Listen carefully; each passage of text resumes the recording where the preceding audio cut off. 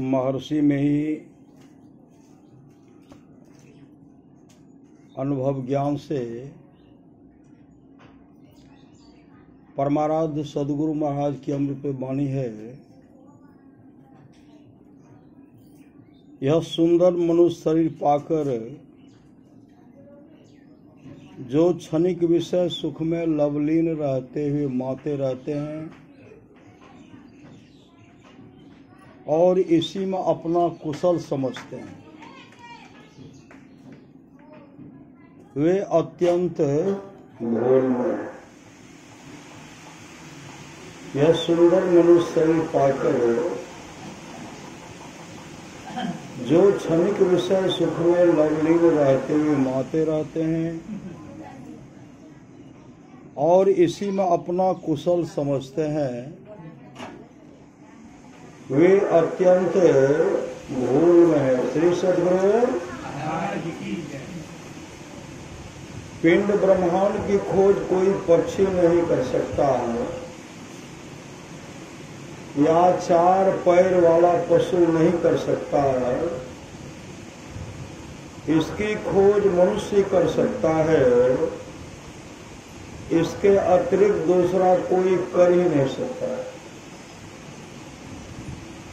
यह विश्वास मत करो कि केवल भौतिकवाद से ही शांति और संतुष्टि मिलेगी। ऐसा कभी नहीं होगा और न कभी होगा और न कभी होने वाला। पापों से छूटने की ताकत आप में तब होगी जब आप इनसे बचने के लिए कोशिश करेंगे और आपकी चढ़ाई ऊपर होगी। भौतिक विज्ञान की तरह सत्य है कि ऑक्सीजन और हाइड्रोजन को मिलाओ पानी होगा, इसी तरह इंगला पिंगला को मिलाकर रखो प्रकाश होगा। वैज्ञानिक आविष्कार जैसे सत्य है वैसे ही यह सत्य है। यह अंदर की बात है, बाहर की नहीं। करके देखो, अपना निशाना अपने अंदर रखो। अपने अंदर कहाँ रखो? दृष्टियों की क्रिया करना, अंतः साधना करना। अपना निशाना अपने अंदर रखो, अपने को उस पर लगाए रखो। यही असली गुरु दीक्षा है। ऐसा करते करते आगे बढ़ने का रास्ता साफ हो जाएगा। भक्ति मार्ग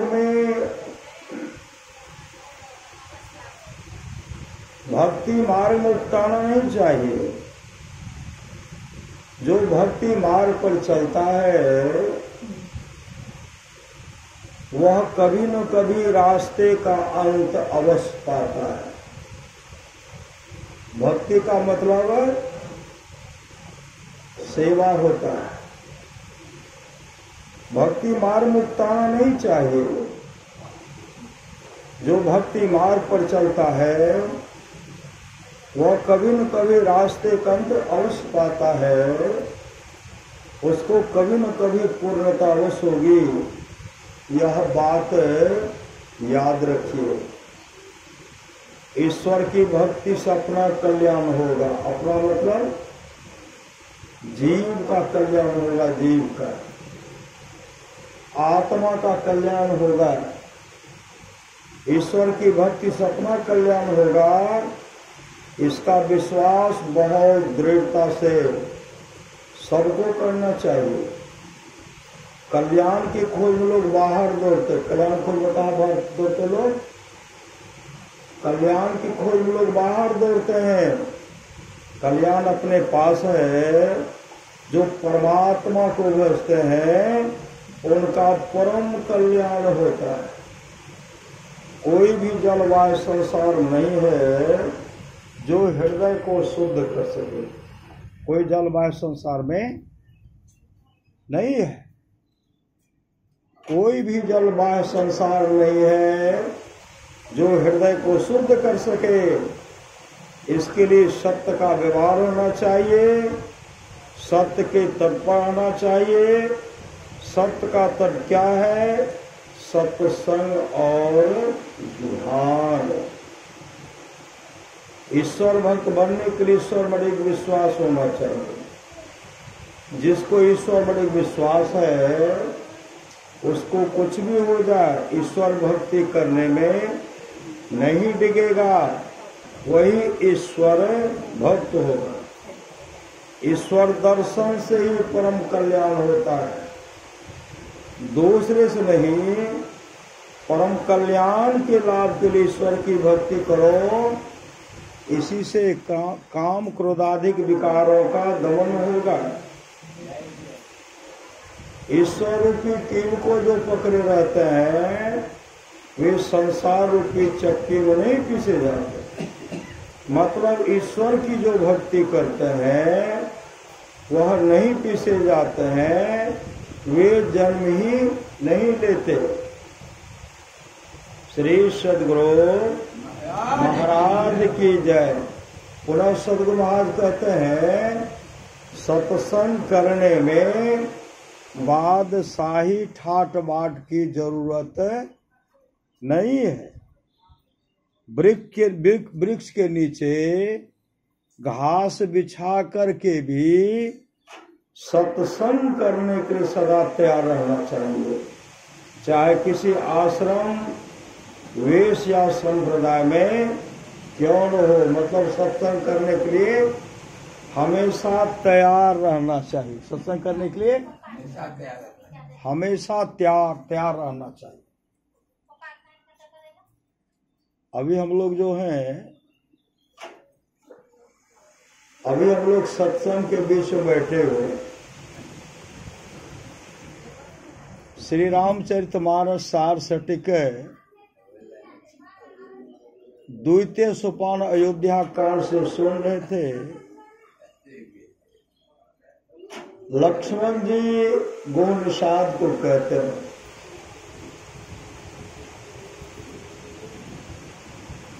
काहुन को सुख दुख कर दाता, निज कृत कर्म भोग सुनो भ्राता। हे भाई, कोई किसी को सुख और दुख कर देने वाला नहीं है, यह अपने ही कर्मों का फल है। सबको अपने ही कर्मों का फल भोगना पड़ता है। अभी हम लोग सत्संग कर रहे हैं, हर जगह सत्संग होता ही नहीं है। श्री सद्गुरु महाराज की जय। तो बोल कबर के बोल बात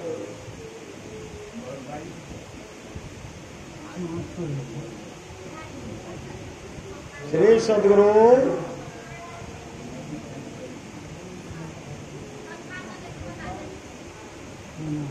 श्री सद्गुरु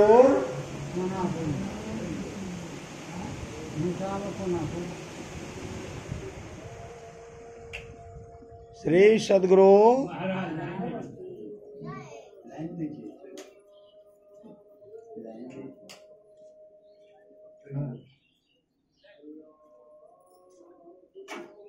सबके जन्मदिन, सबके छठी शिला, सबके मुंडन संस्कार के अवसर पर सत्संग नहीं होता है। आज जो हम लोग सत्संग कर रहे हैं, यह सत्संग पुण्य तिथि के अवसर पर सत्संग हो रहा है और यह सत्संग कई वर्षों से हो रहा है। अभी सुन रहे थे, पुत्रवती जुवती जग सोई, रघुपति भगति जासु सुत होई। जीवित अवस्था में लोग बहुत ऐसे लोग हैं जो माँ का पिता का भरपूर सेवा करते हैं, जीवित अवस्था में खूब सेवा करते हैं। मृत्युपरांत भी उन माँ के प्रति श्रद्धा प्रेम है।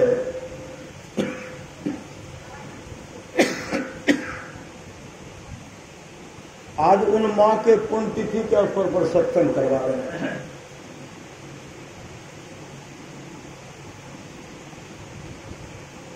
बिरले पुत्र ऐसा करते हैं। श्री सद्गुरु सब नहीं कर पाते, बिरले कोई भाग्यशाली पुत्र होते हैं जो माता पिता का सेवा करते हैं, उनके जीवित अवस्था में उनका भरपूर सेवा करते हैं और मरने के बाद भी उनको याद करते हैं। वह मां शरीर के रूप में तो नहीं है, लेकिन वह आत्मा अजर है, अमर है। वह मां है, आत्मा है। और सुन रहे थे, मां भी पहले से सत्संग करती थी। श्री सद्गुरु संत कबीर साहब की वाणी है, भक्ति बीज बिन से नहीं जो जुग जाए अनंत, ऊंच नीच घर जन्म ले तऊ संत को संत। जिसके अंदर में भक्ति रूपी बीज पड़ गया है, वह ऊंच घर में जन्म ले कि नीच घर, लेकिन होगा संत। और जहां संत के घर में जन्म लिया, वहां जीवन उनका शांतिमय जीवन होगा, मंगलमय जीवन होगा, और उनका इहलोक परलोक दोनों मंगलमय होगा।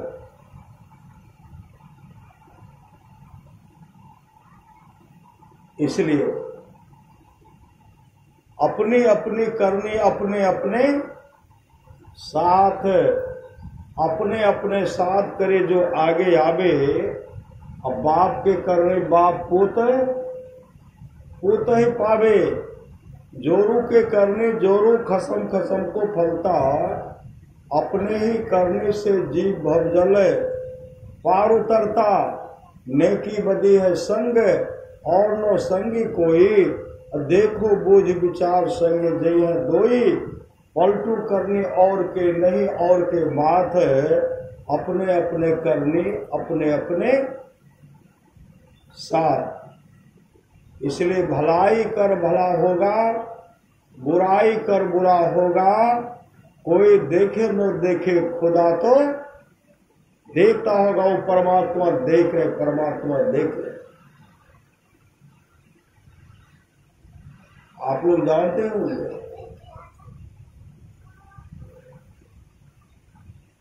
नरोत्तम ब्राह्मण को नरोत्तम तपस्वी थे, तपस्वी थे, लेकिन माता पिता का सेवा नहीं करते। नौ जीवन में सद्गुरु धारण किए थे, भजन वेद में नहीं लिए थे।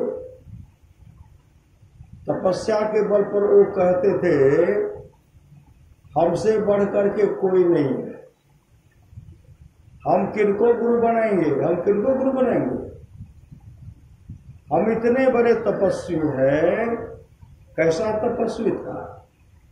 जब स्नान करते थे ना, गीला कपड़ा को ऊपर फेंकते तो ऊपर चला जाता, ऊपर, वहां से सूख करके जब वो स्नान करने लगता था, उसी से वह कपड़ा उसके पास आ जाता। आकाशे में उसका कपड़ा सूख।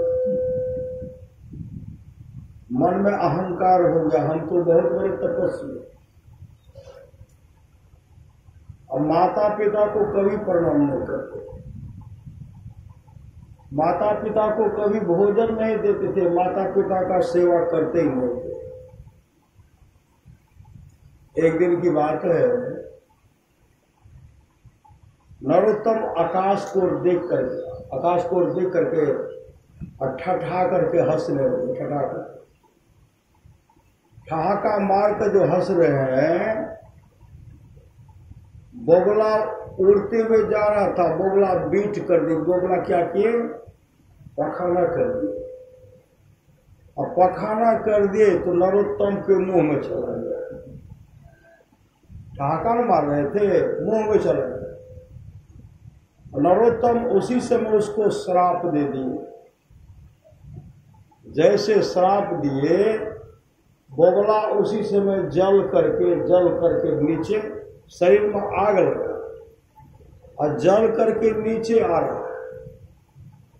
इसके मुख में कुछ राख भी चला गया। पहले तो विष्ठा गया और उसके बाद बोगला का राख गया। मन में इतना बड़ा अहंकार हो गया कि हमसे बड़ा कोई तपस्वी नहीं है, कोई तपस्वी नहीं। श्री सद्गुरु दूसरे दिन जब स्नान करने के बाद कपड़ा को ऊपर फेंकते हैं, कपड़ा ऊपर नहीं जाकर के नीचे गिरता है। कपड़ा ऊपर नहीं जाकर के कपड़ा नीचे गिरता है। कई बार प्रयास किए लेकिन कपड़ा ऊपर नहीं गया। तब नरोत्तम कहते, मेरा कपड़ा तो आकाश में सूखता था, अभी क्यों नहीं ऊपर जाता है? मेरे प्रश्न का कोई उत्तर दे दो। आकाशवाणी हुई, ऐ नरोत्तम, अरे तेरे अंदर में अहंकार हो गया। अहंकार, तेरे पास जो भी पुण्य था समाप्त हो गया, क्योंकि तुमने बोगला को श्राप दिया। तो मेरे प्रश्न का उत्तर, कहा तुम अपने प्रश्न का अगर उत्तर चाहते हो तो मूक चंडाल के पास जाओ। मूक चंडाल के पास जाओ, वो तुम्हारे प्रश्न का उत्तर देंगे। जैसे मूक चंडाल के घर पर पहुंचे, एक 12 वर्ष का युवक था, मनोहर ब्राह्मण, जो अपने नाम बताते थे मनोहर। वो थे साक्षात भगवान विष्णु के। भगवान विष्णु मनोहर के नाम से वहां घूरते फिरते। कहाँ जाते थे? जो माता पिता का सेवा करते थे, जो सास ससुर का सेवा करते थे, जो पति का सेवा करते थे, जो न्याय पूर्वक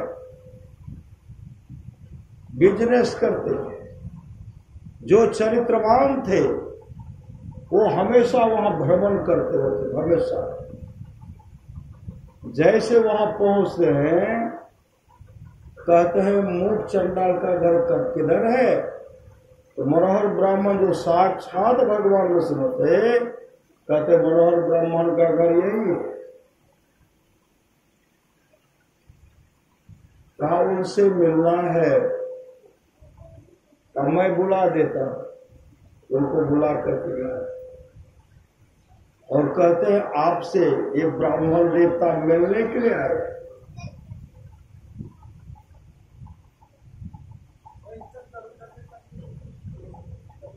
श्री सद्गुरु कहते हैं आपसे मिलने के लिए आए हैं।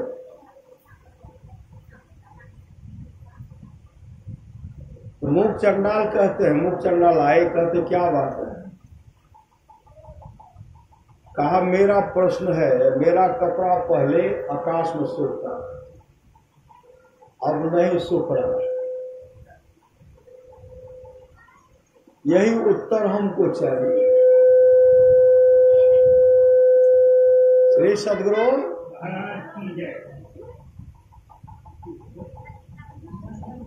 मूक चंडाल कहते हैं, श्री सद्गुरु मूक चंडाल कहते हैं मेरे पास अभी समय नहीं है, क्योंकि अभी मैं माता पिता को स्नान कराऊंगा, स्नान करा रहा हूं। स्नान करने के बाद माता पिता, हमारे माता पिता ध्यान करेंगे, और ध्यान करने के बाद उनको भोजन कराऊंगा। और भोजन करा करके जब माता पिता विश्राम करेंगे, उनके चरण को मैं सहलाऊंगा। अभी मेरे पास समय नहीं है। तो नरोत्तम ब्राह्मण कहते हैं, अगर अब तुम भी मेरे प्रश्न का उत्तर नहीं दोगे तो हम तुमको श्राप दे देंगे, श्राप दे देंगे, श्राप। उसी समय नरोत्तम ब्राह्मण जो इस तरह जो बोले, मैं तुमको श्राप दे देंगे। मोक्ष चंडाल कहते हैं, ऐ नरोत्तम, मैं वह बोगला नहीं हूं कि जल करके राख हो जाऊंगा। वह बोगला नहीं हूं कि जल करके राख हो जाऊंगा। जैसे कहते मैं बोगला नहीं जल करके राख हो जाऊंगा, नरोत्तम ब्राह्मण का माथा ठंडक गया। यह घटना तो मेरे साथ जंगल में घटा। एक गांव में रहने वाले, परिवार के साथ रहने वाले इस बात को कैसे जान गए?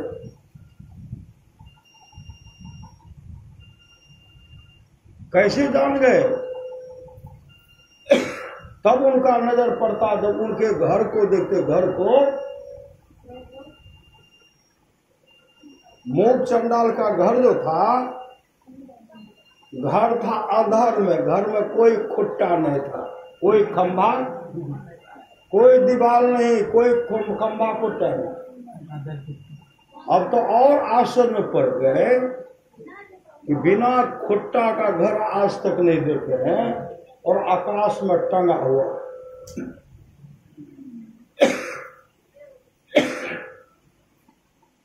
और आश्चर्य में पड़ गए।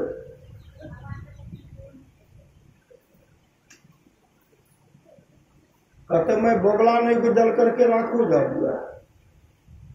तब नरोत्तम कहते यह घटना तो मेरे साथ जंगल में घटा, तुम कैसे जानते हो? मनोहर ब्राह्मण जो साक्षात भगवान विष्णु थे, वो क्या कहते हैं? ये मातृपितृ भक्त है, मातृपितृ भक्त है।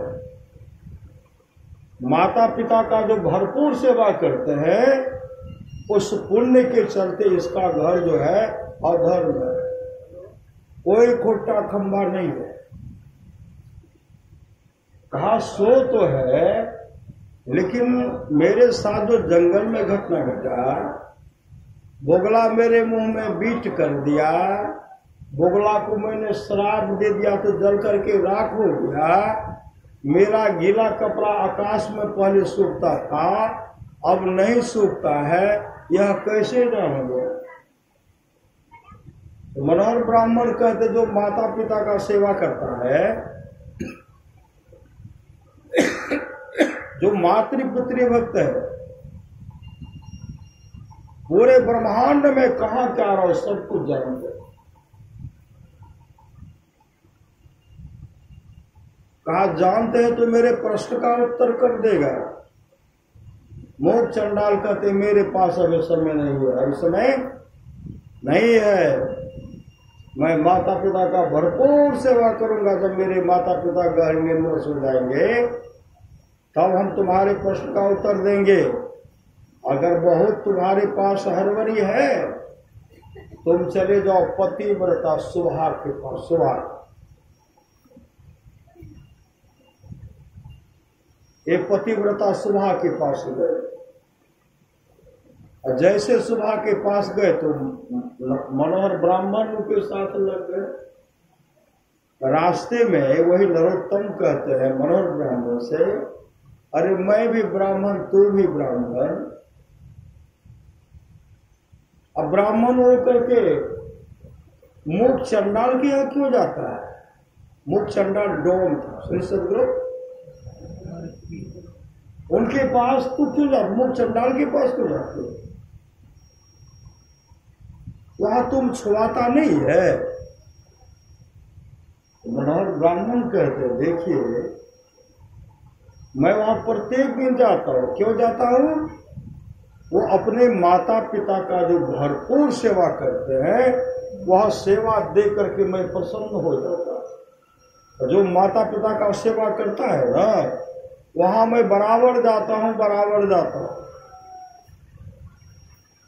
नरोत्तम कहते फिर भी तुमको वहां नहीं जाना चाहिए, क्योंकि तुम उच्च उच्च कोटि का ब्राह्मण हो।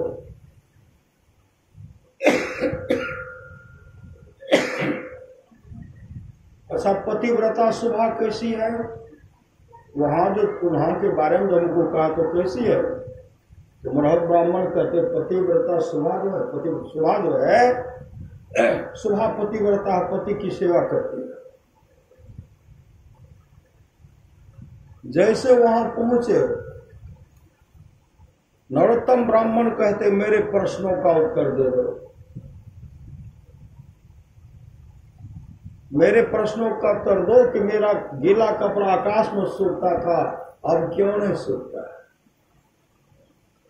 तो पतिव्रता सुभा क्या कहती है? अभी मेरे पास समय नहीं है, अभी मैं पतिदेव को स्नान करा रही हूं। स्नान करने के बाद मेरे पतिदेव ध्यान करेंगे, ध्यान करने के बाद उनको मैं भोजन कराऊंगी, और पतिदेव भोजन करेंगे तो विश्राम करेंगे, मैं चरण को सराहूंगा। जब मेरे पतिदेव गहरी नींद में सो जाएंगे, तब मैं तुम्हारे प्रश्न का उत्तर दूंगी। तो नरोत्तम कहते हम तुमको श्राप दे देंगे। पतिव्रता सुभा कहने लगी, मैं वह बोगला नहीं गुजर करके राखू जाऊंगी। बोगला का नाम सुनते मन का माथा ठनक गया कि मुख चंडाल भी जान गया, यह भी जान गई। बोगला तो जला था जंगल में, और इसके बारे में इसको पता। मनोहर ब्राह्मण जो साक्षात भगवान विष्णु थे, वो क्या कहते हैं, जो पतिव्रता पातिव्रत के बल पर पूरे ब्रह्मांड में कहां क्या रहा, सब कुछ पतिव्रता के बल पर। अनुसुईया देवी क्या किया, अनुसुईया माता क्या किया? ब्रह्मा विष्णु महेश को पलने को झुला दिए। सावित्री अपने पति को जमराज से छीन दिए।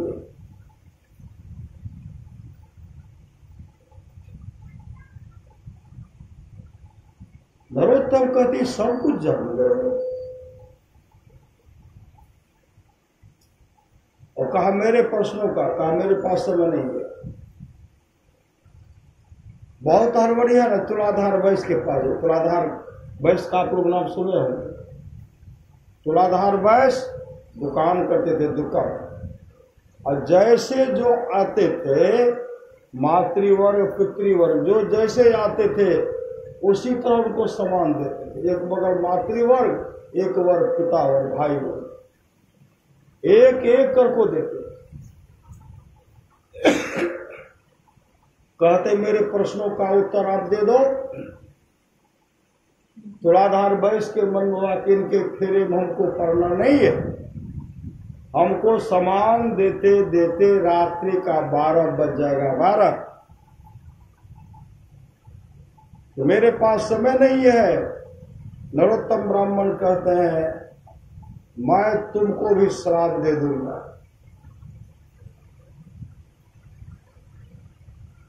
तुलाधार वैश्य कहता है ब्राह्मण, मैं वह बोगला नहीं को जल करके राखो जाऊंगा। इसका माथा ठंडक दिया,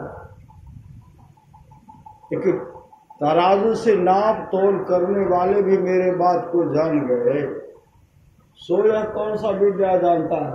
कहा ईमानदारी पूर्वक तोल करता है। ईमानदार है, सच्चा ईमानदार, ईमानदार। कहते अब मेरे पास समय नहीं है, हड़बड़ी है, तो चले जाइए अद्रोहक के पास। कहता अद्रोहक कैसा है? कहा जाइए ना। अद्रोहक के पास जैसे गए, अद्रोहक कहते हैं देखिए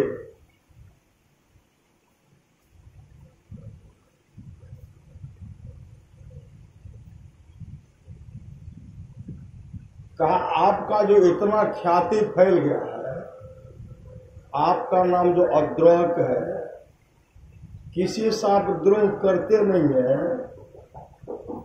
मेरे प्रश्न का उत्तर,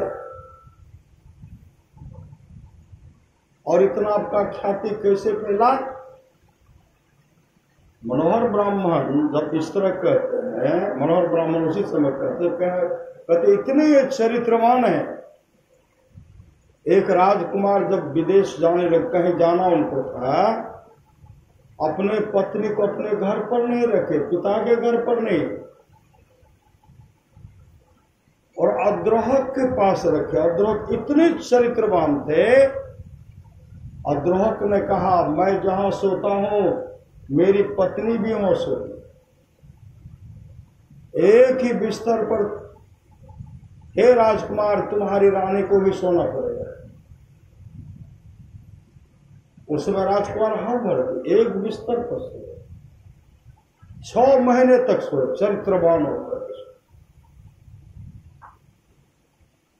का इतने चरित्रवान? कहा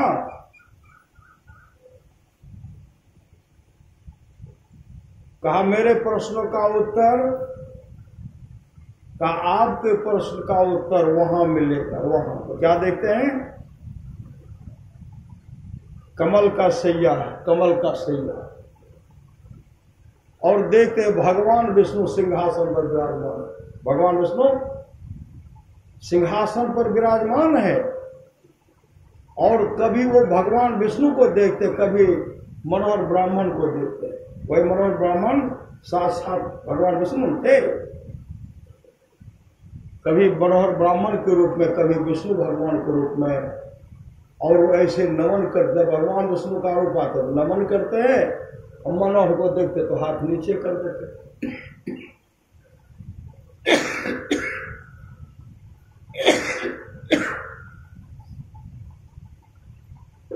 उसी समय नरोत्तम कहते हैं, आप विष्णु हैं कि मनोहर, आप कौन है? भगवान विष्णु कहते हैं मैं मनोहर ब्राह्मण रूप का ब्राह्मण रूप धारण करके मैं हर घर में भ्रमण करता हूं।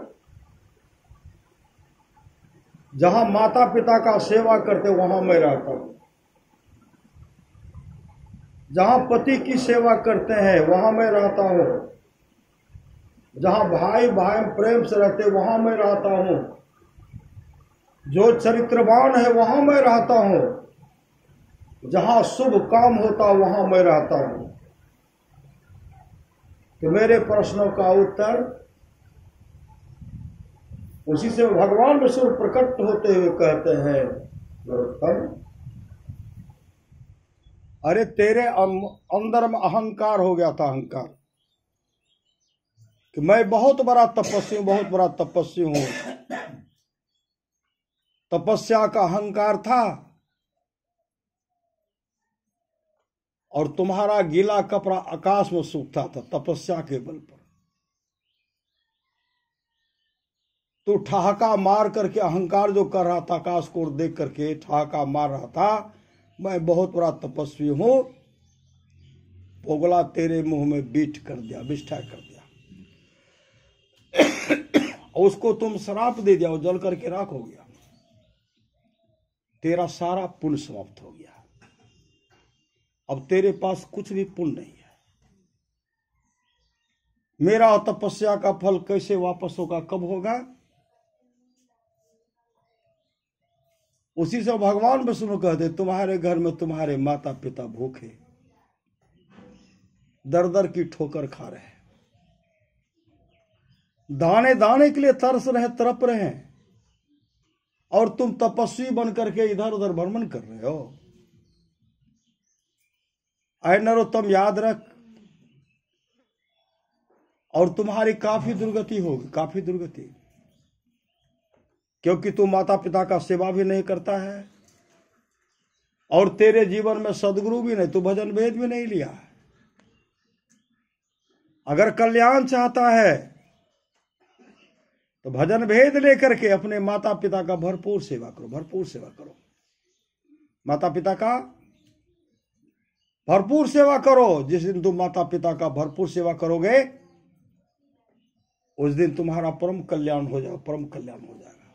सदगुरु महाराज की। आज मैं तुमको दर्शन दे रहा हूं, अब तुम मेरा पुनः दर्शन नहीं कर सकते, और मेरा दर्शन तब करोगे जब भजन भेद लेकर के अपने माता पिता का भरपूर सेवा करोगे। जिस दिन तुम्हारे माता पिता के मुख से निकल गया कि मेरा पुत्र बहुत अच्छा है, उस दिन तुम्हारा परम कल्याण हो जाएगा। जाओ अपने जीवन के बागडोर को संत सदगुरु के हवाले करो। उसी समय नरोत्तम घर आए, संत सदगुरु से दीक्षा लिए, और दीक्षा लेकर के जैसे घर माता पिता से बातचीत भी नहीं करते थे, प्रणाम भी नहीं करते थे, और दंडवत माता पिता के चरण पर गिर गए, आंसू बहा रहे। आंसू से अपने माता पिता को चरण को धो डाले, आंसू से बहा बहा कर इतने रोए, माता पिता के चरण को धो डाले। माता पिता उनको हृदय से लगा रहे हैं, नरोत्तम क्यों रोता है, तू कहां चला गया था? देखो दाने दाने के लिए मैं तरस रहा था, दीनहीन हो गया मैं, देखो। उसी से नरोत्तम कहते, मां बाबूजी अब आप दोनों का सेवा छोड़ करके हम कहीं नहीं जाएंगे। हम समझ गए कि आप ही विष्णु हैं, आप ही लक्ष्मी हैं, आप ही विष्णु, आप ही लक्ष्मी हैं। अब मैं कहीं नहीं जाऊंगा। सब घटना अपने माता पिता को बताए। तब इतने सेवारत हो, कैसा सेवा करते थे। मां को क्या चाहिए, पिता को क्या चाहिए, सूखी रोटी, गीली साग, दूध मिलता बड़का भाग, और कुछ चाहिए। आए स्नान कराते हैं, स्नान करा करके माता पिता ध्यान करने के लिए बैठ के थे, भोजन बनाए, और भोजन बना करके परोस करके खिलाए।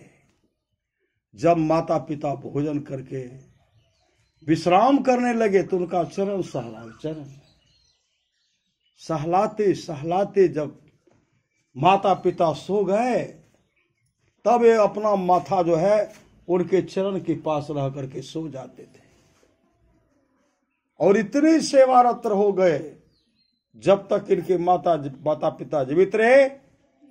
माता पिता का भरपूर सेवा किए, और बाद में नरोत्तम मोक्ष को प्राप्त किए।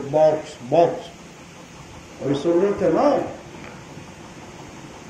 काहु न को सुख दुख कर दाता, निज कृत कर्म भोग सुनो।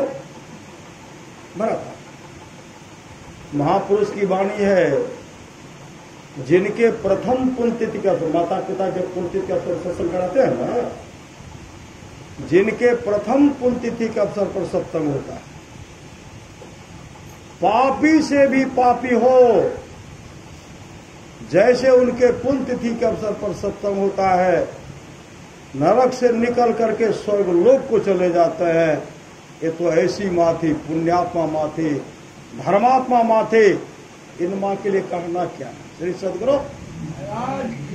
अभी सुन रहे थे, पुत्रवती जुवती जग सोई, रघुपति भगति जासु सुत।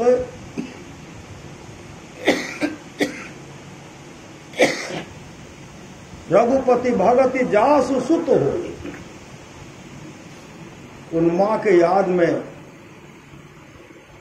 उन माँ के आत्मा को शांति मिले, ऐसे सुपुत्र, ऐसे पुत्र, सुपुत्र रत्न को जन्म दिए, पुत्र वधु को जन्म दिए, कि उनके लिए पुण्यतिथि के अवसर पर सत्संग करवा रहे। एक ने कई वर्षों से हो रहा था, पिछले साल भी तो हुआ था श्री सदगुरु, और उससे पहले भी हुआ था।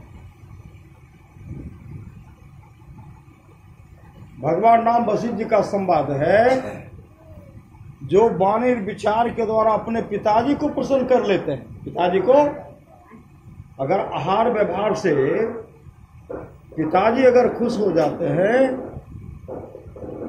ब्रह्मा विष्णु महेश खुश हो जाते, ब्रह्मा विष्णु महेश खुश हो जाते हैं। जो वाणी विचार के द्वारा अपने माँ को प्रसन्न कर लेते हैं, अगर माँ खुश हो गई, माँ लक्ष्मी सरस्वती पार्वती जी खुश हो जाती हैं, लक्ष्मी सरस्वती पार्वती जी खुश हो जाती हैं माँ के खुश होने से। जो भाई भाई प्रेम से रहते हैं, तमाम देवता खुश हो जाते, तमाम देवता। जो गोतनी गोतनी प्रेम से रह रहे, तमाम देवियां खुश हो जाती हैं।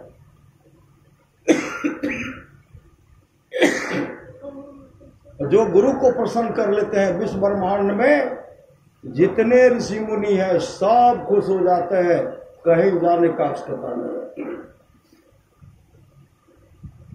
माँ के मुख से, पिताजी के मुख से और एक बार निकल गया, जाहो बेटा तोरा कहियो दुख नहीं है, तो उस पुत्र को, उस पुत्र वधु को कभी दुख नहीं, किसी को दुख होगा नहीं, कभी जीवन में दुख का मुख नहीं देखना पड़ेगा।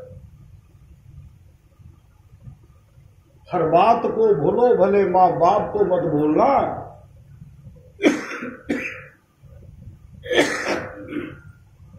उपकार इनके लाखों, इस बात को मत भूलना। माता पिता से बढ़कर के कोई उपकार नहीं, माँ बाप से बढ़कर जग में दूजा नहीं खजाना। दूजा कोई खजाना, एक कहते सोना का खजाना है, हीरा जवाहरात का खजाना है, नहीं कहते हैं। माँ बाप से बढ़कर जग में दूजा नहीं खजाना। जिसने जन्म दिया रे उसका दिल कभी न दुखा। माय से बढ़कर दूजा प्यार नहीं छे। अब भागलो मानव जकरा माय नहीं छे। अब माय के दूध से बढ़ के कोनो काजू किशमिश रस कदम कच्चा पक्का मिठाई नहीं छे। ये माँ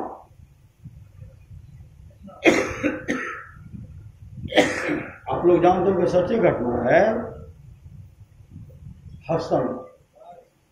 हसन दो भाई थे, दो भाई, दोनों भाई समय निकाल करके अपने माँ का सेवा करते थे। माँ का खिदमत होता, सेवा करते थे समय निकाल करके।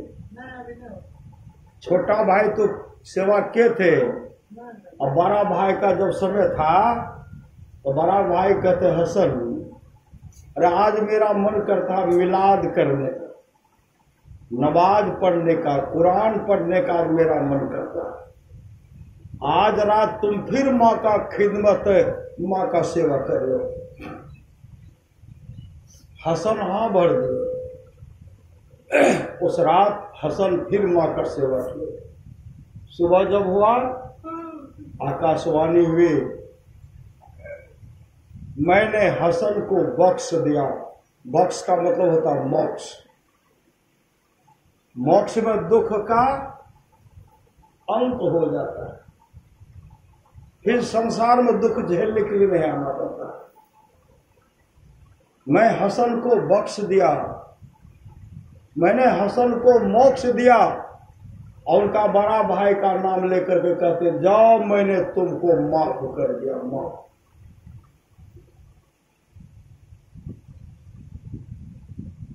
मैंने तुम्हें माफ कर दिया था। तो बड़ा भाई कहते हैं, हसन तो कोई काम भी नहीं किए, हम तो मिलाद किए, कुरान पढ़े, नमाज पढ़े रात।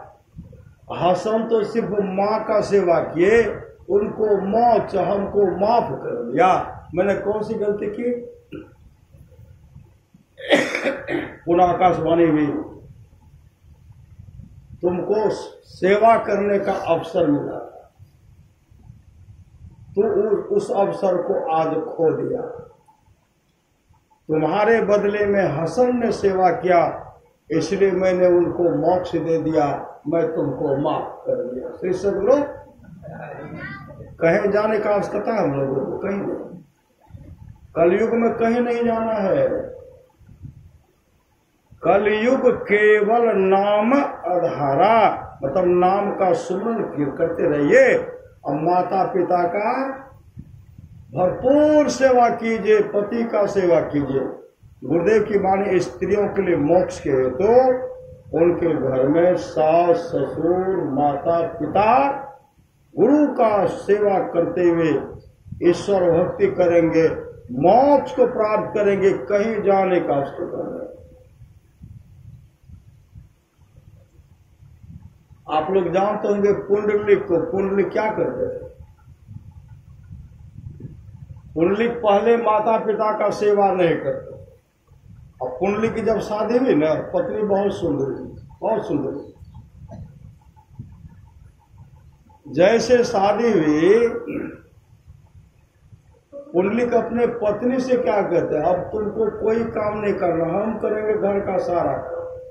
अब पहले माँ करती, मैं सब काम करूंगा, झाड़ू मैं लगाऊंगा, बर्तन मैं बांधूंगा, अब भोजन मैं बनाऊंगा, परोस करके मैं तुमको खिलाऊंगा। 12 दिन हो गया शादी को। अब पुंडलिक घर से निकलवे नहीं कर, पुंडलिक घर से नहीं निकल। अम्मा आज देख रही है कि पुंडलिक कब आएगा, पुंडलिक कब घर से निकलेगा। पुंडलिक निकल ही नहीं रहा। माता पिता भूखे हैं, ये भोजन बना करके पत्नी को खिला देते हैं, आराम कर। माँ झांक करके देख रही है तो पुंडलिक अपने पत्नी को खिला रहे। पुंडलिक की माँ अपने पति से, पुंडलिक के पिताजी से कहते हैं, पुंडलिक तो बहू को बिगाड़ दिया, क्या होगा क्या? अपने से पत्नी को खिला रहे। पिताजी कुछ नहीं बोले। माँ के हृदय में चोट लगी। ये जो बात बता रहे थे तो पुंडलिक के पत्नी सब बात सुन लिए, और सब बात सब सुन लिए तो पुंडलिक की पत्नी पुंडलिक से कहते हैं, मेरा सुख जो है ना, आपके माँ को बर्दाश्त नहीं हो रहा। मैं जो सुख से रह रही हूं, आपके माँ को बर्दाश्त नहीं हो रहा, पिताजी को बर्दाश्त नहीं हो रहा। बिना सोचे विचारे पुंडलिक आए और माता और पिता के सब सामान को घर से निकाल दिया, घर से निकाल दिए। मां चीख रहे, चिल्ला रहे, कहा कोई जगह निकलो, निकाल दिए। माता पिता रोते बिलखते चले गए दूसरे गांव, बहुत दूर चले गए। बहुत दिन के बाद पुंडलिक की पत्नी जब गर्भवती हुई, पुंडलिक की पत्नी कहने लगी, देखिए अब तो घर में घर का काम संभालने वाला कोई चाहिए ना, आप तो मेरा सेवा में लगे रहते। पुत्र की प्राप्ति होगी, उसका देखरेख कौन करेगा? तो पुंडलिक कहते हैं, काम करने वाले को मंगा लेंगे, झाड़ू लगाएंगे, वो सब काम करेंगे, चौका बर्तन सब उसी से करवा लेंगे। पुंडलिक की पत्नी कहने लगी, अगर किसी को मंगाइएगा वो तो रुपया लेगा, भोजन भी लेगा, वस्त्र भी उनको चाहिए। पहले माँ को खोजे, माँ कहाँ? माँ तो न पैसा लेगी न वस्त्र, मैं जो वस्त्र पहनती वही माँ को दे दूंगी। माँ तो पैसा नहीं लेगी, और जो बचा खुचा होगा वही माँ खा लेगी। पुंडलिक हाँ भर दिए, चले गए निकलने खोजने के लिए। जब गट्ठर बांध करके निकले, समाज के लोग कहते, पुंडलिक कहाँ जा रहे हो? कहा जा रहा हूं तीर्थाटन करने के लिए। कहा माता पिता को घर से बेघर कर दिया जा रहा, तीर्थाटन करने के लिए। कभी जिस बाबा के पास जा रहे, बाबा कभी खुश नहीं होंगे, चाहे भगवान विष्णु हो कि जगन्नाथ जी हो कि भगवान भोलेनाथ हो कि दुर्गा माई, कोई खुश नहीं होंगे। माता पिता को धक्का मार करके बेघर कर दिया, चला खोजने के लिए। वो नहीं कहते कि माता पिता खोजने के लिए जाओ। जब बहुत दूर निकले तो जिस तरह हम लोग अभी सत्संग कर रहे हैं, इसी तरह सत्संग हो रहा था। सत्संग हो रहा था तो बहुत लोग बैठे हुए थे। और पुंडलिक जीवन में कभी सत्संग नहीं किया। जैसे झांक करके देखते हैं कुक्कुटसी के बगल में 3 दिव्य सुंदरी माँ है, बहुत सुंदरी माँ। उनके हाथ में फूल का माला है और फूल का माला कुक्कुटसी के चरण पर रख करके और प्रणाम करके बगल में तीनों माँ खड़ी हैं और श्रोता सब भक्त सब प्रवचन चल रहे। कुंडली के मन में हुआ इन माँ का चरण स्पर्श करना, इन माँ का चरण स्पर्श करना चाहिए। कुंडली के जैसे आगे बढ़ते हैं उन माँ का चरण स्पर्श करना चाहते हैं, वह माँ पीछे हट गई और पीछे हट करके डांट कर कहेंगे, पापी कभी माता पिता को प्रणाम किया नहीं, कभी नहीं किया, कभी माता पिता को भोजन दिया नहीं, और वृद्धावस्था माता पिता को धक्का मार मार करके घर से बेघर कर दिया। अरे पापी, तेरा तन अपवित्र है, मन अपवित्र है, इस अपवित्र हाथ से मेरा चरण स्पर्श करके मुझ पर पाप चढ़ाना चाहता, पापी हट भाग। पुंडलिक पीछे हट गए, वहां से हाथ जोड़कर कहते, मां मैं सही माता पिता को घर से धक्का मार करके घर से बेघर कर दिया,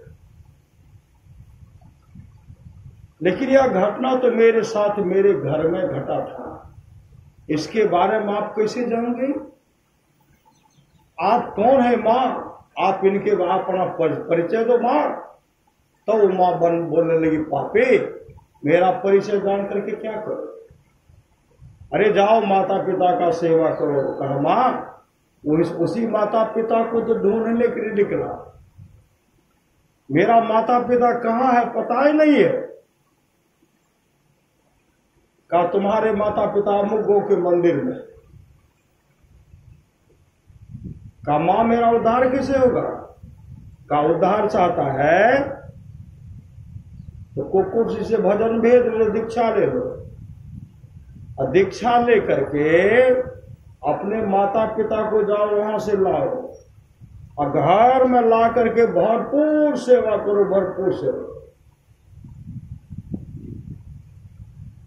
जिस दिन तुम माता पिता का भरपूर सेवा करोगे उस दिन तुम्हारा परम कल्याण हो जाएगा। तब कहते मां आप अपना परिचय दो, मां आप कौन है? तो वो मां बोलने लगी, मैं गंगा हूं, वो यमुना है, वो गोदावरी है। तो मां आप गंगा यमुना गोदावरी सत्संग आती हैं, उसी से मां गंगा बोलने लगी, मैं आए तो क्या आई? इस सत्संग में लक्ष्मी सरस्वती पार्वती जी आती है, इस सत्संग में ब्रह्मा विष्णु महेश तक आते हैं, इस सत्संग में 33 करोड़ देवी देवताएं तक आते हैं, इस सत्संग में जीवन मुक्त महापुरुष संत भी समाधि छोड़ करके चरित्रों और सत्संग के वचनों को सुनते हैं। मैं आए तो क्या है? तो मां मेरा उद्धार का कुक्कुटसी से भजन भेद है, दीक्षा लिए और दीक्षा लेकर के अपने सदगुरु कहते हैं, सदगुरु मैंने माता पिता को घर से बेघर कर दिया, मेरा उद्धार कैसे होगा? तब कुक्कुटसी कहते हैं, देख जब तक मेरे माता पिता जीवित रहे मैं माता पिता का भरपूर सेवा किया, जब मेरे माता पिता संसार से चल बसे, यहाँ पंढरपुर में आकर के सत्संग करता हूँ, पुंडलिक तुम जाओ, तुम्हारा माता पिता मुख मंदिर में है, जाओ भरपूर सेवा। नाम का सुमरण करते हुए जैसे पुंडलिक वहां पहुंचते हैं, माँ माँ जैसे उच्चारण करते हैं, पुंडलिक की माँ कहते पुंडलिक, पुंडलिक कहते माँ।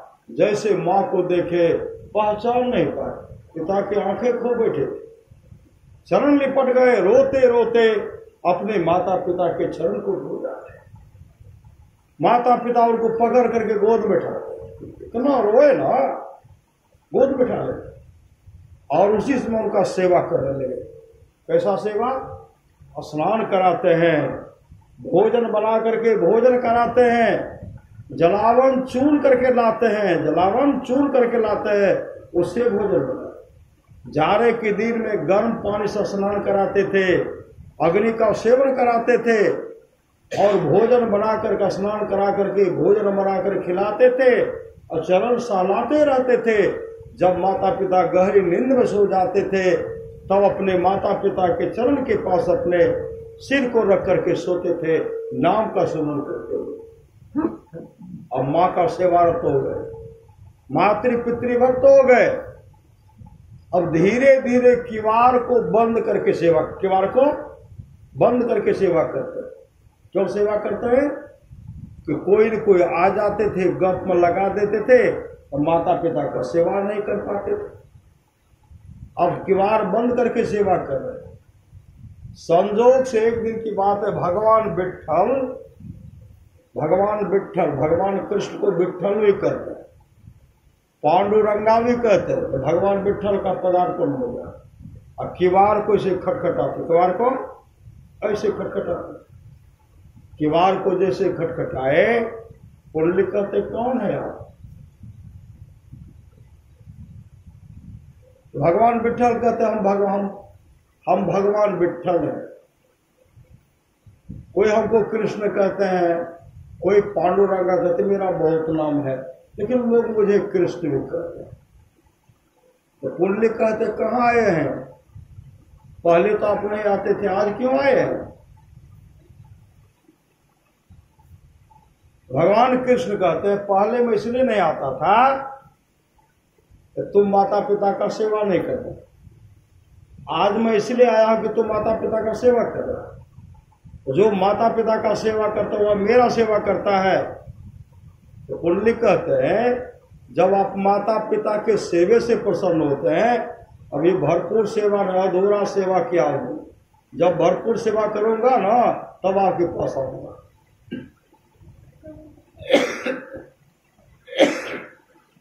तो भगवान कृष्ण कहते तब तक मैं क्या करूं? कोई रहने का जगह? कहाँ रहने का जगह? जहां आप हैं वहीं रहिए। कहा कोई जगह तो दो। आधा टुक्का ईंट फेंकते। भगवान परीक्षा लेते भक्त का, भक्त आज भगवान का परीक्षा लेते। कहते एक पैर पर ईंट पर खड़े रहिए, एक पांव पर। आधा टुक्का ईंट फेंके भगवान कृष्ण, एक पैर पर खड़े। बहुत देर के बाद सेवा करके जब निकले तो भगवान कृष्ण ईंट पर खड़े हैं। पुंडलिक वहां से दौड़ते हैं और भगवान इधर से दौड़ते हैं। दोनों हृदय से लग जाते हैं। हृदय से भगवान कृष्ण लगाए और भगवान कृष्ण कहते पुंडलिक मांगो, आज तुम क्या मांगते हो? जो मांगोगे सब कुछ दे देंगे। पुंडलिक क्या मांगे? करोड़ के करोड़ जमीन दे दीजिए हमको। पुंडलिक क्या मांगे? मोक्ष हमको दीजिए। पुंडलिक कुछ नहीं मांगे। भगवान कृष्ण आग्रह कर रहे हैं कि मांगो। पुंडलिक कहते अगर आप देना ही चाहते हैं, माता पिता के प्रति मेरा सेवा भाव बना दे, माता पिता का भरपूर सेवा करो, आशीर्वाद दो। कहा और तो मांगो। कहा जब सेवा करके निकलो तो आपका मुझे दर्शन यहाँ हो। भगवान कृष्ण कहते तब तो हमको यही रहना पड़ेगा। पुंडलिक कहते जहां रही हमको से कोई लेना देना नहीं, निकलो तो आपका यहां मुझे दर्शन हो। पुंडलिक सेवा करते थे, भगवान कृष्ण खड़े रहते थे ईंट पर, आधा टुक्का ईंट पर खड़े रहते थे। और जब निकलते थे तो दर्शन होता था। कहते फिर जा रहा सेवा करने के लिए, आप यही रहो। शिव सदगुरु यही रहते थे। और माता पिता जब संसार सर्वस है, पुंडलिक मोक्ष को प्राप्त, मोक्ष साधन धाम मोक्ष कर द्वारा पुंडलिक मोक्ष को प्राप्त किए। आज भी पंढरपुर में कुकुटसी और पुंडलिक का समाधि मंदिर है, दोनों का समाधि मंदिर है। और भगवान कृष्ण आज भी पाषाण के रूप में ईंटे पर खड़े हैं। श्री सदगुरु भगवान अपने दोनों भक्त को देख रहे हैं और दोनों भक्त अपने भगवान को देख रहे हैं। इस सत्संग का फल है। इसलिए संत कबीर ने कहा, राम बुलावा भेजिया दिया कबीरा रोय, और जो सुख साधु संग में सो बैकुंठ न।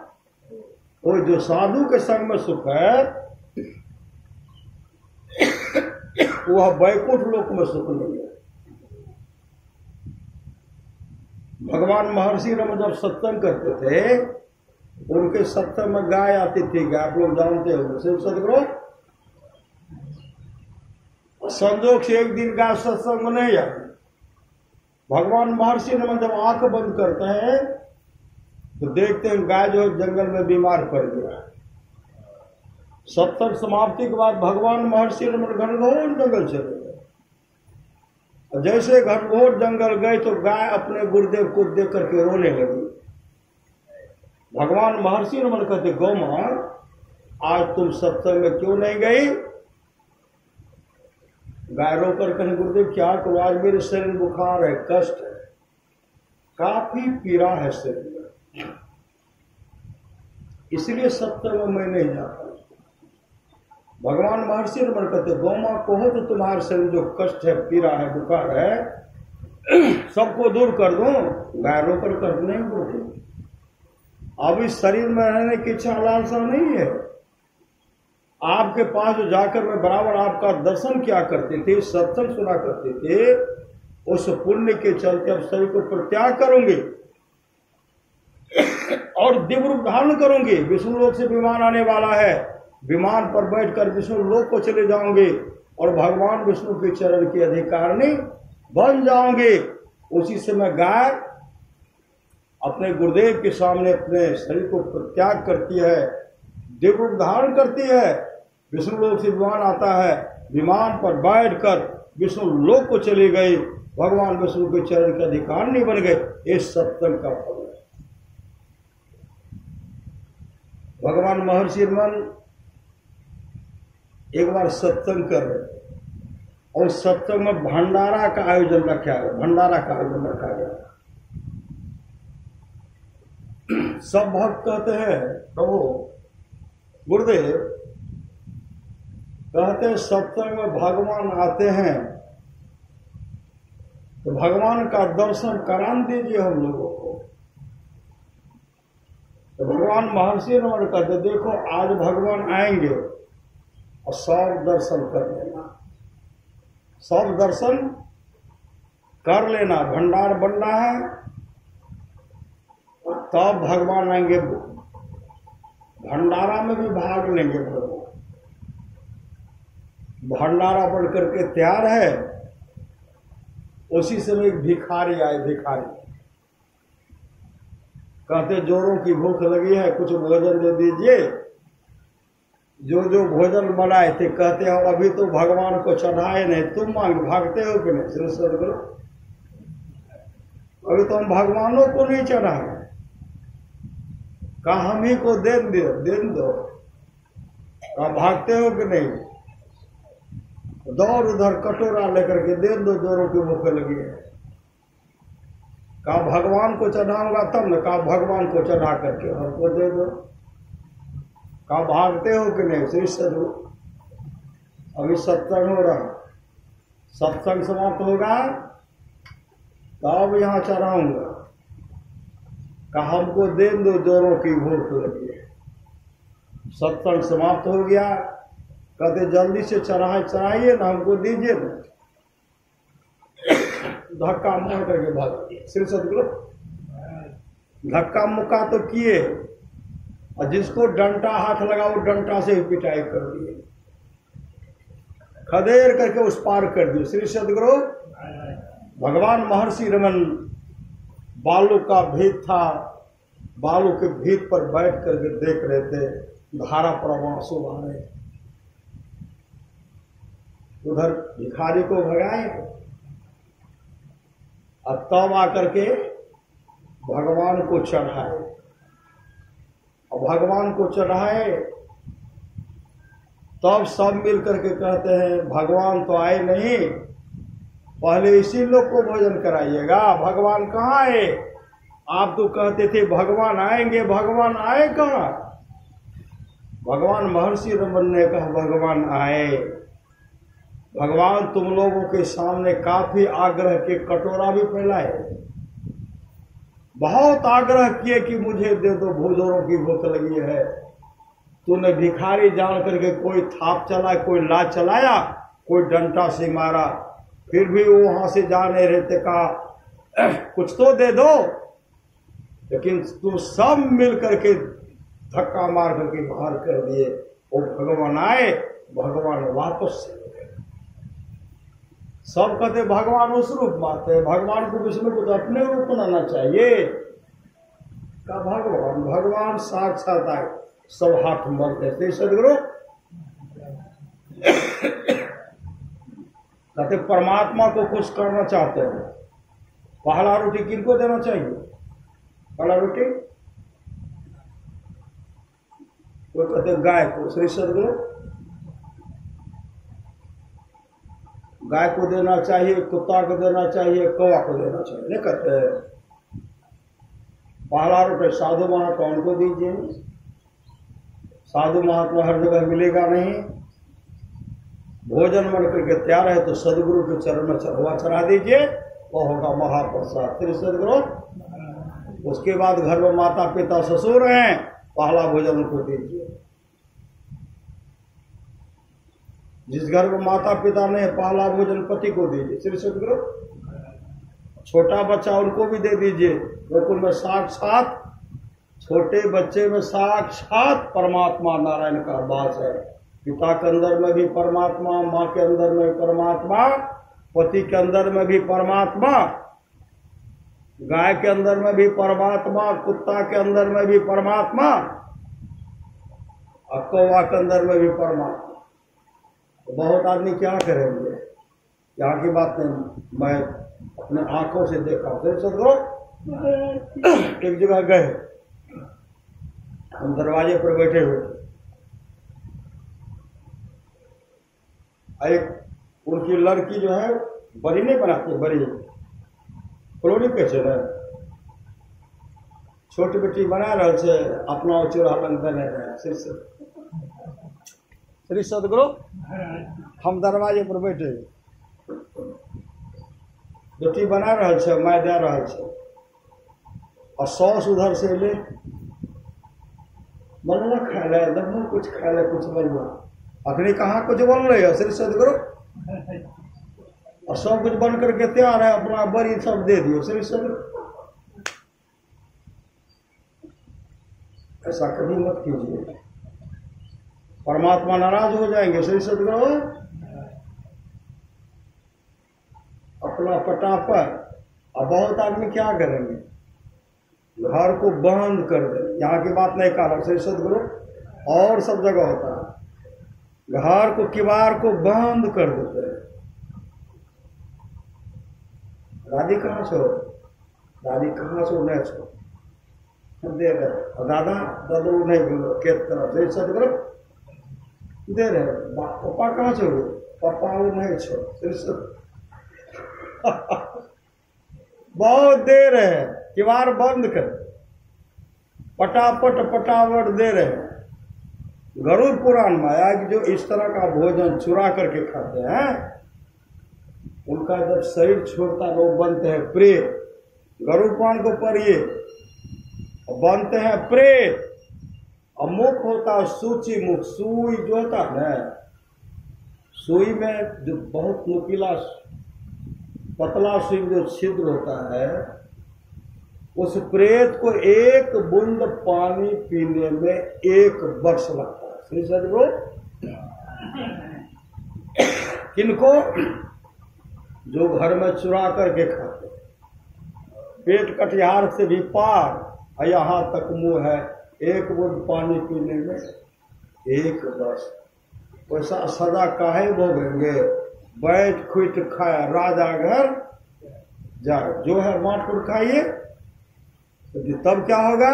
इस हाथ में लड्डू, इस हाथ में लड्डू, इस हाथ का लड्डू खाएंगे तो कैसा लगेगा? क्या लगता है? मीठा क्या लगता है? मीठे लगता है। आए हाथ के मीठे, मतलब दोनों लोक मंगल, हर लोक मंगल में होगा। यहाँ भी आनंद से, वहां भी आनंद से, वहां भी दुख नहीं होगा, वहां भी अन्न की कमी नहीं होगी।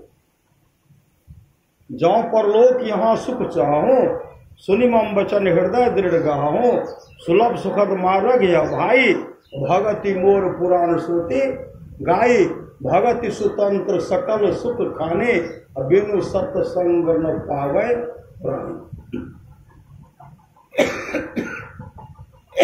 अपने अपने करनी अपने अपने साथ। सच्ची घटना आप लोग जानते होंगे, इशारा कर दो श्री सदगुरु, सच्ची घटना है। एक था गुलिक व्याध डाका डालने का काम, डाका डालते पूरे गांव के लोग उनसे तबाह थे। ऐसा कोई घर नहीं था जिस घर में वो डाका नहीं डालते। डाका भी डालते थे और मौका मिलता था लोग का हत्या भी कर देते थे। उनके डर से लोग दिन में किवाड़ को बंद कर देते थे। दिन में किवाड़ को बंद, घर से निकले कहीं मौका नहीं मिला, घनघोर जंगल चले गए।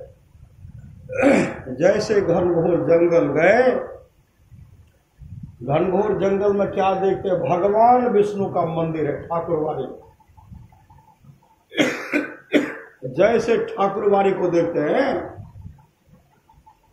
ठाकुरबाड़ी में जो गुंबज था तो सोना का था।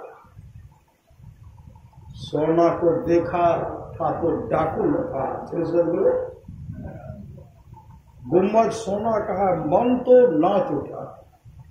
मंदिर में जब प्रवेश देखते हैं तो भगवान विष्णु का जो विशाल मूर्ति था वह भी सोने का। अब तो इसके खुशी का ठिकाने नहीं रहा। गांव में नहीं मिला लेकिन जंगल में मिला। इसको अब ले जाऊंगा, इसको ले जाऊंगा। अब बाजार में टुकड़ा टुकड़ा करके, भगवान है तो हम लोगों के लिए भगवान, उनके लिए भगवान का श्री सदगुरु, टुकड़ा टुकड़ा करूंगा और भजाऊंगा, बाजार में बेचूंगा और इसे परिवार का भर। अब तो हम लोग का समय ये कर जाएगा, इतना बड़ा सोना का मूर्ति है भगवान विष्णु का। परिवार का भरण पोषण करो, यह कह करके जैसे मंदिर प्रवेश करते हैं उधर से उत्तंक ऋषि निकले। उत्तंक ऋषि जैसे उत्तंक ऋषि को देखते हैं, गुलिक व्याध के मन में होगा रास्ते का अगर कोई रो रहा है ये ऋषि है, रोकने वाला ये न है। अब इसी का पहले काम तमाम करूंगा, मतलब इसका हत्या करूंगा। अब तलवार लेकर के जैसे उन पर दौड़ते हैं, उत्तंक ऋषि कहते भैया क्या करने के लिए जा रहे हैं? गुलिक व्याध कहते कोई मेरा भाई नहीं, कोई मेरा बंधु नहीं, मुझे धन चाहिए, धन। धन मिला है यहाँ, रास्ते का रो रहा तुम और रोकोगे तुम, इसलिए तुम्हारा हत्या करेंगे, मुझे कोई रोकने वाला नहीं होगा। उसी समय उत्तंक ऋषि कहते भैया तुम जो मेरा हत्या करके यह सोना भगवान विष्णु का मूर्ति ले पाओगे, इससे जो तुम अपने परिवार का भरण पोषण करोगे भैया, नरक में बहुत दुख भोगना पड़ेगा। जमदूत आएंगे, जब तुम्हारी मृत्यु होगी ना, जमदूत तुमको घसीट करके लेके चले जाएंगे। हाथ में हथकड़ी है, कमर में रस्सी लगाएंगे और घसीटते हुए लेके जाएंगे। गर्म बालू पर लेके जाएंगे, लाल लाल तावा पर घसीटते हुए लेके जाएंगे, झाड़ झाखर कांट पर घसीटते हुए लेके जाएंगे। उस समय चीखोगे, चिल्लाओगे, हे भार्या, हे पुत्र, हे कुटुंबियों, कोई तो मुझे जम की मार से बचाओ। भैया वहां कोई बचाने वाला नहीं होगा। कितना भी चीखोगे चिल्लाओगे, भैया कोई बचाने वाला नहीं होगा। इतनी श्रद्धा प्रेम से के ना, कहते न पत्थर भी पिघलता है। गुलिक व्याध का हृदय पिघल गया और पिघल करके रोते हुए उनके चरण पकड़ते हुए कहते हैं, हे ऋषिवर, मैं यही क्या, मैं तो बहुतों का हत्या किया, बहुतों के धन को लूटा। हे ऋषिवर मेरा कल्याण कैसे होगा? मेरा कल्याण कैसे होगा? उसी समय उत्तंग ऋषि कहते हैं, भैया बोले अभी विचार को बदल दो, अभी विचार को बदल दो, तुम्हारा परम कल्याण हो जाएगा। इतने बिलख बिलख करके रोए, अपने आंसू से उत्तंग ऋषि के चरणों को धो डाले। और उत्तंग ऋषि कहते, भैया ओम नमो भगवते वासुदेवाय, ओम नमो भगवते वासुदेवाय, ओम नमो भगवते वासुदेवाय। यह जो अपने कान से सुने, उसी समय उत्तंग ऋषि के चरणों में अपने प्राण को त्याग दिए। जैसे प्राण को त्यागते हैं, उसी समय उत्तंग ऋषि क्या किए, भगवान विष्णु का जो चरणोदक था वो लाए, उत्तंग ऋषि के चरण को सींचते हुए कहते, ओम नमो भगवते वासुदेवाय। ऐसे जब उच्चारण करते हैं, उससे दिव्य पुरुष प्रकट हो गए। कैसा पुरुष? भगवान विष्णु के रूप स्वरूप जैसा प्रकट, दिव्य रूप प्रकट हो। और उससे बैकुंठ लोक से भगवान विष्णु के पार्षद उनको विमान पर बैठा करके, उनको विमान पर बैठा, भगवान विष्णु और उनके अंदर में रूप में कोई अंतर नहीं है। और उसी समय जैसे बैठाए, उत्तंग ऋषि के चरण मतलब उन पर पुष्पों की वर्षा करते हैं। और ऋषि मुनि हरि कीर्तन करके उनको वैकुंठ लोक लेके चले गए। इस सत्संग और संत की कृपा। जौ गुरु कृपा तनी विचारे मिटे कल्पना, सो भी उनका जीवन बन गया।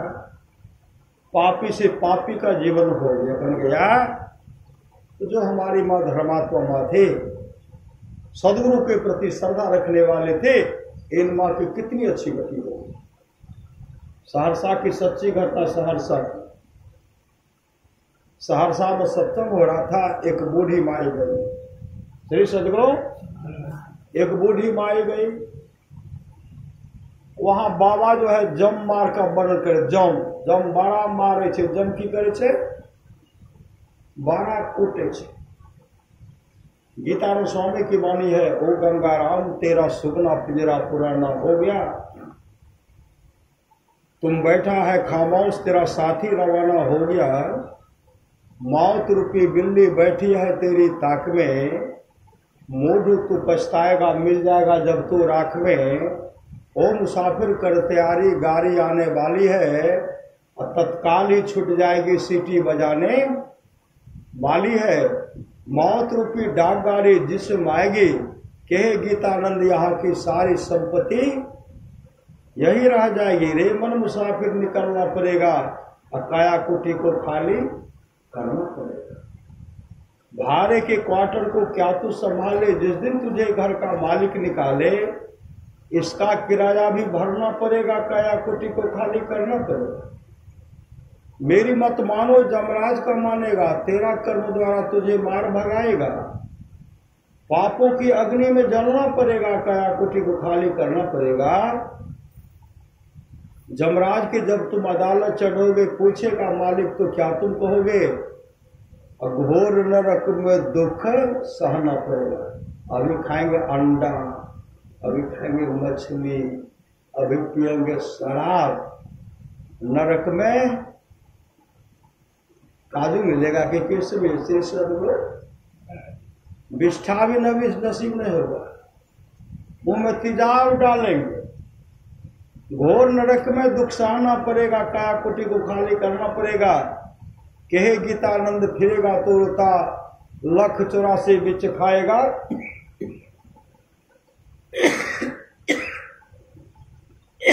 गोता फिर जन्म और मरना पड़ेगा, काया कुटी को खाली करना पड़ेगा, बहुत दुख भोगना पड़ेगा। बाबा समझा रहे थे। उस माँ के हृदय पर इतना असर हो गया, हम तो बूढ़ी छिए, हमार उद्धार केना हेतै? श्री सदगुरु, हम तो बूढ़ी छिए, हमर केना उद्धार हेतै? वो बिला आरती हुई गई घर, और गुरु महाराज के तस्वीर के सामने बैठ करके ध्यान करने के लिए बैठी। ध्यान क्या करेगी माँ, रोने लगी, बिलख बिलख करके रोने लगी। हे हो गुरु महाराज, तस्वीर को देख करके, हे गुरु महाराज, बाबा करे जम बड़ा मारे छे, हमर कल्याण कराते, हमर कल्याण कराते, जम हमरा बड़ा मारते। गुरु महाराज वहां प्रकट हो गए, छड़ी लेकर के गुरु महाराज वहां प्रकट होकर कहते हैं, बूढ़ी माई क्यों रो रही हो? चरम लिपट करके वह बूढ़ी माई कह रही हो, गुरु महाराज हुजूर गेलिए सत्संग में, बाबा करे जम बड़ा मारे। कल के जम ककरा मारे छे? पापी के मारे छे, धर्मात्मा के नहीं मारे छे, सत्संगी के नहीं मारे छे। तुम रोती क्यों हो? जब तुम्हारे जाने का समय होगा ना, मैं आऊंगा, मैं तुमको अपने गुरु धाम लेके चला जाऊंगा।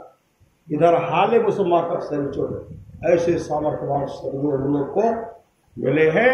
अमर मुनि का उपदेश है, 100 काम को छोड़कर का स्नान करना चाहिए, 1000 काम को छोड़ करके भोजन करना चाहिए, 1,00,000 काम को छोड़ करके सत्संग करना चाहिए, करोड़ों काम को छोड़ करके अपने जीवन के बागडोर को संत सदगुरु के हवाले करना चाहिए।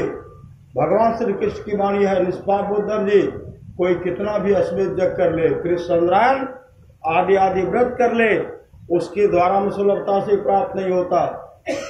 बस एक सत्संग ऐसा दरिया है जिसके द्वारा सुलभता से प्राप्त हो जाता, उस भक्त के वश में हो जाता, उस भक्त का परम कल्याण हो जाता। परमारा सुभाष की मानी है, थोड़ा सा भी सत्संग को बड़ा लाभ होता है, जितना लाभ के बहुत धन के मिलने, बहुत विद्या के पढ़ने से होता, अपना लाभ सत्संग से होता है। नित्य नियमित ढंग से सत्संग करो, सत्संग से खाली कोई मत रहो। अभी अमृत की वर्षा हुए, अध्यात्म ग्रंथ का सार सार ज्ञान कह दिया, जिसको याद रहा उसको अमृत मिला, जिसको याद नहीं रहा उस अमृत को खो दिया। पुनः कहते हैं, जो लोग बहुत दिनों से सत्संग करते आ रहे हैं, अभी कर रहे हैं, आगे भी करेंगे, वे सभी महासुख के भागे होंगे। राजा श्वेत दान नहीं किए थे, उनको निज अपने शरीर का मांस खाने के लिए आना पड़ता। दाता कर सोना दान कर दे, और कभी किसी को भोजन नहीं कराए। उनका जब शरीर छूटा, धर्मराज के पास गए, और धर्मराज के पास जब गए, जोरों की जब भूख लगती थी, धर्मराज क्या करते, पूरा थाली में सोना का थाली, और भोजन सोना से सदगुरु, भोजन में सोने, सोना कितना खाएंगे? खाएंगे सोना? सोना का थाल ऐसे उठाते हैं, सोचे कुछ मिठाई होगा खाने वाला, दांत को देते, चबाने, महाराज ये कैसे खाएंगे? धर्मराज कहते, आप दान किए, अन्न दान किए थे? नहीं किए थे। आप सोना दान किए तो सोना तो खाना पड़ेगा, जोरों की भूख लगती वही सोना। इतने कर्ण दाता कर्ण गिर गिराए, भगवान हमको, हे महाराज मुझे मौका दीजिए जिससे हम पुनः दान करें। 15 दिन के लिए दाता कर्ण फिर जुड़ते होगा, और बीच में भंडारा। अब ये जब आप लोग क्या सत्संग करते हैं ना, जो सारों में जो सत्संग बुधवार क्या सब मिलकर जो भंडारा कर रहे हैं, सबका पैसा लगता, अन्न लगता है, उनको वहां कमी नहीं, अन्न की कमी नहीं होगी, क्योंकि आपने अन्न दान दिया है, द्रव्य दान दिया है, आपके द्वारा भंडारा हुआ है, वहां आपके लिए सब जमा करे सदगुरु। तब आए 15 दिन तक उनका भंडारा चला, तरह तरह का सुंदर सुंदर भोजन, यहाँ साधु सबको बैठा करके भंडारा खिलाते। अब 15 दिन के बाद जब वहां गए न, जोरों की भूख लगी, जो जो सुंदर सुंदर भोजन खिलाए थे सब थाली में सजा, किनको खाएंगे? खा रहे, भूख की क्षुधा मिट जाती। श्री सदगुरु, इसलिए धन की 3 गति है, पहला दान, दूसरा भोग, तीसरा नाश। शरीर भी धन है, इस धन को आज आप 2-3 घड़ी जो समय लगाए, शरीर रूपी धन को आप सत्संग में लगाए, संसार रूपी पूंजी को आप सत्संग में लगाए, आपका जीवन मंगलमय होगा, यहाँ भी सुख और वहां भी सुख। तो परमाराज महाराज कहते हैं, जो लोग बहुत दिनों सत्संग करते आ रहे हैं, अभी कर रहे हैं, आगे भी करेंगे, ये सभी महासत्संग के आगे होंगे। आज का सत्संग है, इस माँ के पुण्यतिथि के अवसर पर सत्संग हो रहा है। सदगुरु महाराज से प्रार्थना करते हैं, सदगुरु वह तो माँ आपकी भक्तनी थी, उन माँ की अच्छी गति हो, यही हे सदगुरु आपसे प्रार्थना है। ये तमाम भक्त तो आप ही का है, इन लोगों का इहलोक परलोक मंगलमय हो। बोलिए प्रेम से श्री सदगुरु महाराज की जय। जे करवे करो।